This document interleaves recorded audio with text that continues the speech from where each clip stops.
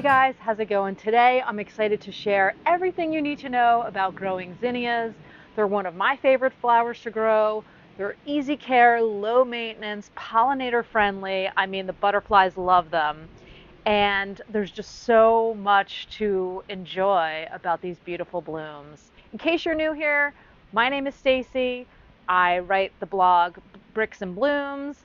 I've got a new book out called The Bricks and Blooms Guide to a Beautiful and Easy Care Flower Garden. I grow expansive gardens here in Zone 6B, New Jersey. You guys ready to talk zinnias?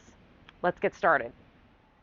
Zinnias are one of the easiest and most rewarding flowers to grow in your garden. They come in a wide range of colors and sizes, making them perfect for adding vibrant beauty to any space.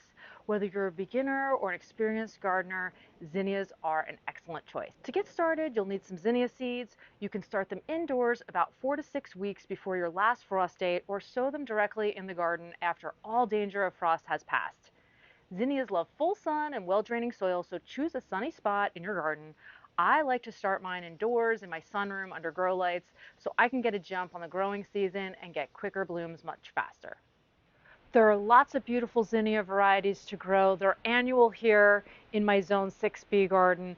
Every year I start them from seed, and although you can start them directly in your garden, I prefer to start them indoors because I just get a longer bloom season out of them, and it's a winter activity for me to do so that I can get my hands in the dirt and I can get out in the garden before we're actually growing things outside. If you want to start zinnia seeds indoors like I do, you can start the seeds about 4 to 6 weeks before the last expected frost date. Use seed trays or small pots filled with good quality seed starting mix that is pre-moistened. Then plant your seeds about a 1/4 inch deep and keep the soil moist but not soggy. Place the trays under grow lights with a clear dome on top. When the seeds sprout and you start to see some germination, remove the clear domes and move them about 4 inches away from your grow lights. And as they grow, you'll need to adjust the lighting. So the way I start seeds indoors is I start them under grow lights. You can try to start them by a sunny window, but I've definitely found greater success starting them under grow lights. It's more controlled. They get the right amount of sunlight, and it's just easier to start them from seed indoors this way. When your seedlings developed a few sets of true leaves and you're getting close to that last frost date, it's crucial to start the hardening off process. This is like a 2-week period that you really want to do to ensure your zinnia seedlings that you took so much love and care for to thrive outside in your garden. Hardening off is gradually acclimating your seedlings to outdoor conditions to reduce transplant shock. About 2 weeks before you plan to transplant them outside, start by placing the seedlings outdoors in a sheltered, shady spot for a few hours each day and gradually expose them to more sunlight every few days. By the end of the 2-week period, your zinnias should be able to stay outside all day and night. This process helps seedlings adapt to the wind, sunlight, and varying temperatures that they'll encounter in the garden, ensuring they grow strong and healthy once they're transplanted. After hardening off your zinnias, they'll be ready to be planted in the garden. Choose a sunny spot with well-draining soil and plant them about 9 inches apart to allow for good air circulation. Water them well after planting and watch them thrive. But what if you don't want to start your seeds indoors? Well, you can start them directly outdoors after all danger of frost has passed. To start seeds in your garden, prepare the soil by loosening it and removing any weeds. Sow your seeds about a 1/4 inch deep and a few inches apart. Water gently to keep the soil moist until the seeds germinate, which usually takes about a week or so.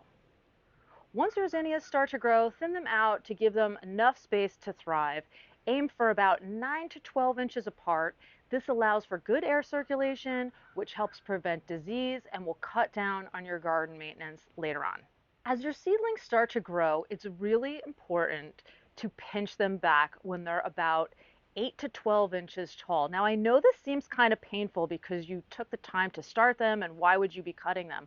But trust me when I tell you, this encourages a branchier, bushier habit that will produce a lot more flowers. One of the reasons I love zinnias is because they're really low maintenance plants. but there are a few things that you need to do to keep them healthy and thriving all season long.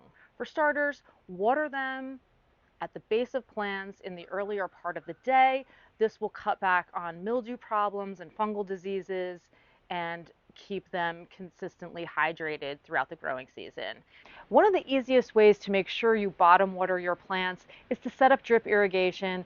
It's easy to use, there are lots of great kits available, and it just makes watering so much easier. It's really important to deadhead your blooms and cut them to enjoy indoors, as that will encourage more flowering during the growing season. And it's also important to make sure that you fertilize them well so that they are consistently fed and want to bloom for you all season long. I like to use a slow release fertilizer because it's set and forget, but there's lots of different fertilizers out there on the market. If you want to know what I use, I'll link it in the description below. There are so many beautiful varieties of zinnias to grow. Some of my favorites include Bennery's Giant Wine, anything from Floret Flower Farm, Uproar Rose, Queen Lime, the Queenie Lime series. Really, I can't get enough of zinnias. They will forever be a staple in my garden. They're so easy to grow, so fun to cut and enjoy indoors, and I hope that you guys are inspired to grow them too. If you love to enjoy beautiful flowers both outside and inside your home, zinnias are the perfect bloom for you because they bloom with abundance outdoors and you can cut them, encourage more blooms, and enjoy them indoors as well. When cutting zinnias for a bouquet, make your cuts just above the bud joint. This helps encourage the plant to produce more flowers.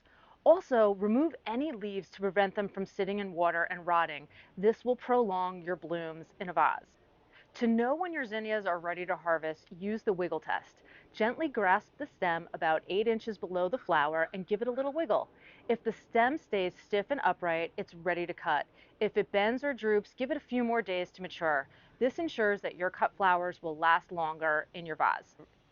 Fresh cut zinnias last a long time in an arrangement, but there's a few things that you want to do to ensure that you get more time out of the flowers in a vase. So to keep your zinnia bouquets looking fresh, change the water every couple of days and trim the stems as needed.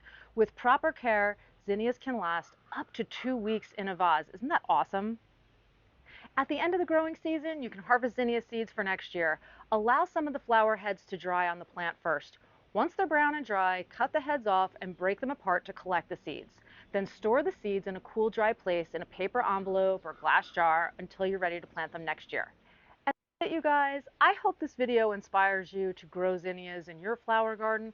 They really are so much fun to grow. They're easy, low maintenance, and truly beautiful both in and out of the garden. Thanks for joining me in the garden today. I'm Stacy from Bricks and Blooms. Don't forget to like, subscribe, and hit the bell so you never miss a video. I'll see you in the next one. Enjoy a beautiful day.